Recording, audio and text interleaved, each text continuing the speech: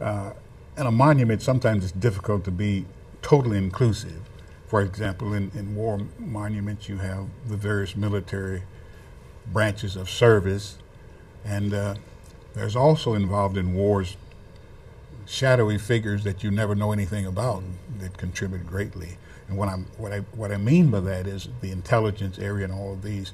But where you bring them in terms of a monument usually is the wording and where people go up and read certain wording that gives an inclusive message about this war and those who made the sacrifice in it.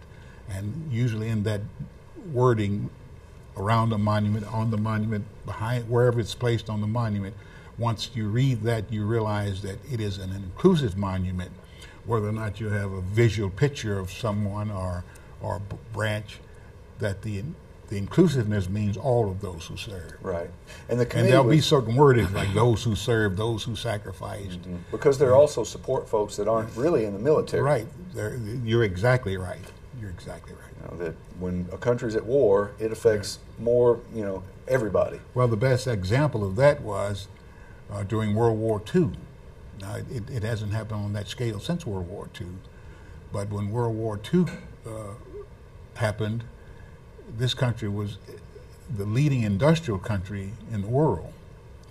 We were in what we call the Industrial Revolution, and the automobile plants, steel mills, and all of these things were at maximum capacity, and they were converted right away immediately to war production. And so you had people here on the home front who were manufacturing and making the weapons, the supplies, whatever was needed in wars. And of course, they were back here, but they contributed to it because those who were fighting the wars could not have survived without the total contribution. And in those wars, the average citizen sacrificed as well. There was rationing goods and services. We're not like that anymore. We watch our wars live on TV, but if you're not directly connected to a military personnel, you just tend to live your life. And that's why I think this memorial is a great thing for people to see, and especially the educational aspect. You mentioned inclusiveness, and the committee is an inclusive committee, and you mentioned some names before that I think that we ought to talk about folks that are involved in this. That Leon Dodge, former fire chief, was one of the initiators of this project. So who else? Former Mayor Albert Jones, Buddy Smith. Who else? And, Buddy Smith is one of my old Air Force buddies. Hardy Gentry, with Pat Hardy's Kerr. with the American Legion, isn't he? Pat Kerr is the architect. Yes, he did the technical drawings for me to send to the I see.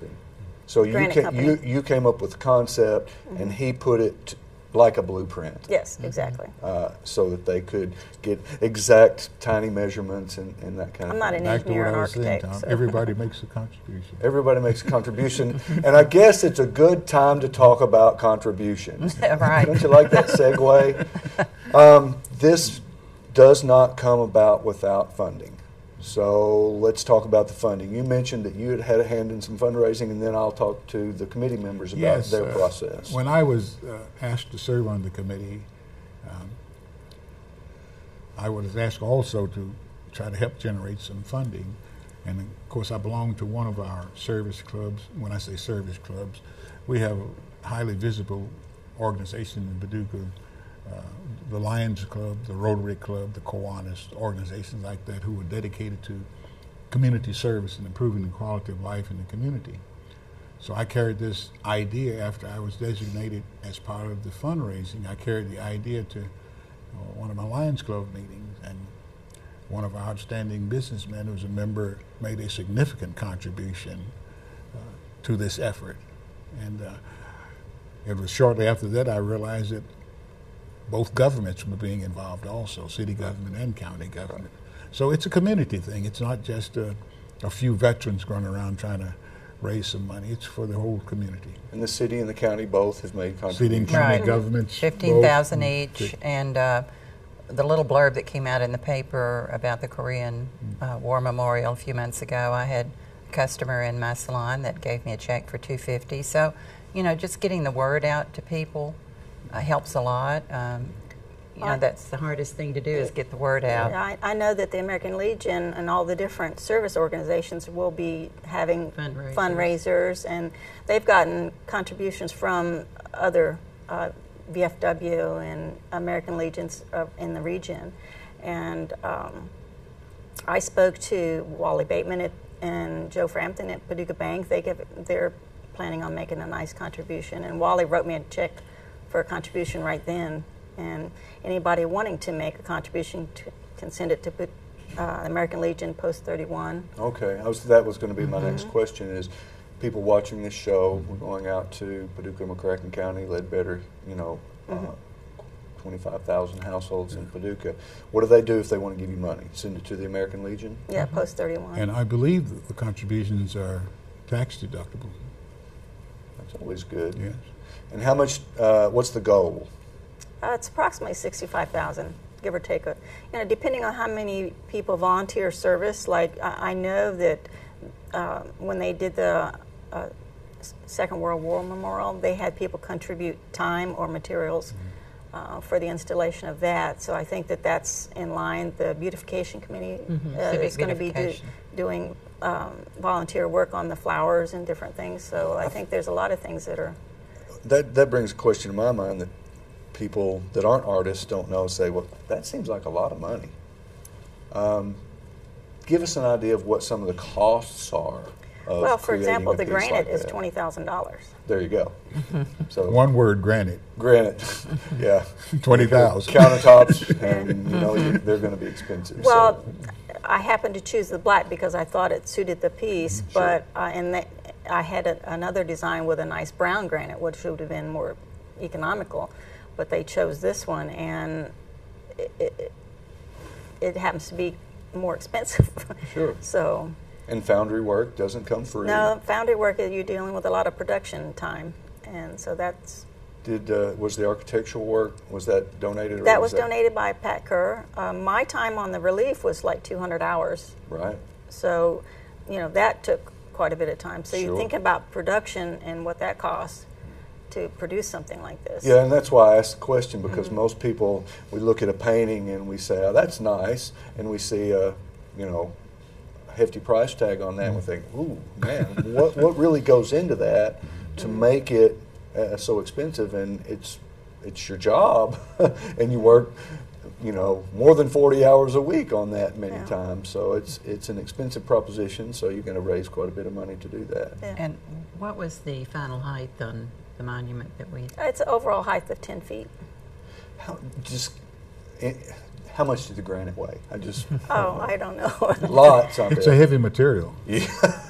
Several tons. Okay, so we're raising money now, but there is a goal of when we're going to present this to the public, and we're going to tell folks here right now. You told me before the show, so it's obviously not a secret. Talk to us about when you hope to see your creation unveiled. Well, the ideal time would be in November 11th, Veterans Day, and that's when that's the goal. So, and that's, there's a history to Veterans Day. Let's hear it. It was originally Armistice Yes, Day. I remember that. Yes, and I think it was after World War II, perhaps after the Korean War, they renamed it from Armistice Day, which was, I think that name was given to it following World War I. Yeah, if I'm correct. We were talking before the show. We know we have several memorials. Do we have a World War I memorial in Paducah? Do we? I thought we did, but. If we don't, we need to think about that. You just put the idea out there. That's what I'm saying. Hey, you heard it here, folks. If we don't have one, then there's a committee that's already formed that can start to look into that, because those guys, are deserving as well. I mean, anybody that goes to war for their country needs special recognition. Well, we can't forget who is fighting right now. Right. And not only the people that are in the war, but the families that are having the sacrifices, especially with the economy the way it is, they're suffering a lot. Right.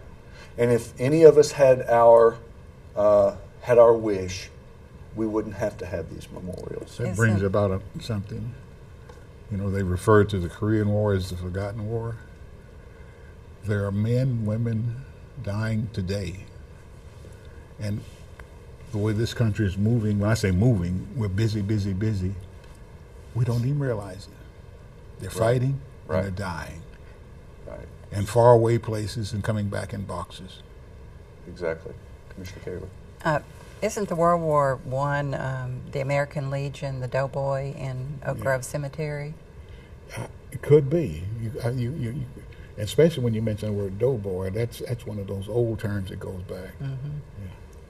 I know that's in Oak Grove Cemetery, and each year the American Legion has a ceremony there. Ah, okay. So there was a saying, if any of us had our wishes, we wouldn't have to have any more memorials. Right.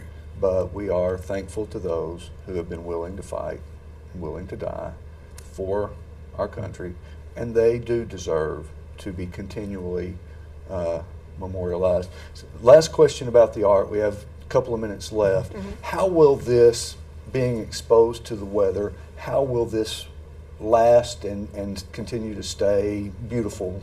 Oh, it'll last a lot longer than us.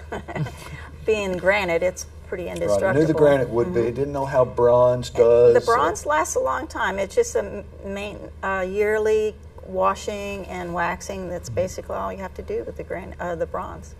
Okay. When we were invaded by another planet, they will look at that memorial and scratch their heads and wonder what happened.